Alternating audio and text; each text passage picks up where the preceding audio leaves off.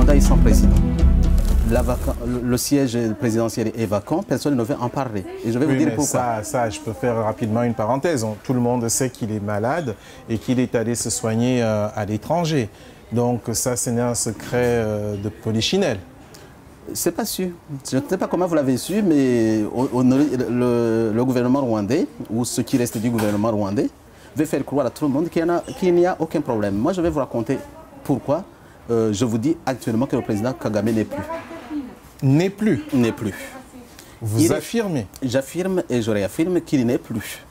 Il n'a qu'à ressusciter pour venir nous contredire ici, ce qu'on avait demandé d'ailleurs. Monsieur l'abbé, avant que vous n'entrez dans les détails, vous êtes un homme de Dieu, vous le savez. Ouais. Et vous êtes l'un des principaux opposants et sans doute l'un des mieux placés pour l'avenir à occuper les fonctions suprêmes au Rwanda.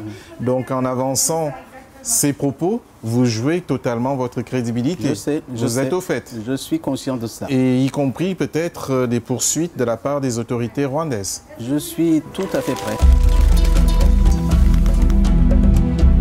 Je vous rappelle que nous avons essayé d'entrer en contact avec les autorités rwandaises, aussi bien à la présidence qu'à l'ambassade. Il nous a été tout simplement répondu que la personne que nous recevions sur le plateau avait le droit de dire ce qu'elle veut et ça n'engageait qu'elle. Donc je signale toujours que les autorités sont les bienvenues sur Vox Africa. Nous n'avons pas de parti, un camp comme dans l'autre. Nous, c'est tout simplement les faits. C'est d'ailleurs dommage, on aurait aimé avoir un contradicteur.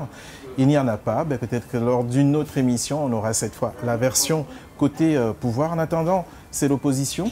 On avait pensé que c'était un cancer fulgurant dont il souffrait, mais en fait, ce n'était pas ça. C'était... ils ont dit nervous breakdown. Nervous breakdown, c'est que le cerveau était complètement, le système nerveux était complètement désintégré. Il ne pouvait que le placer en soins palliatifs. Donc il y souffrait beaucoup. Donc les autorités sanitaires ont constaté, les médecins ont constaté qu'ils ne pouvaient rien faire pour lui, pour le sauver. C'était perdu.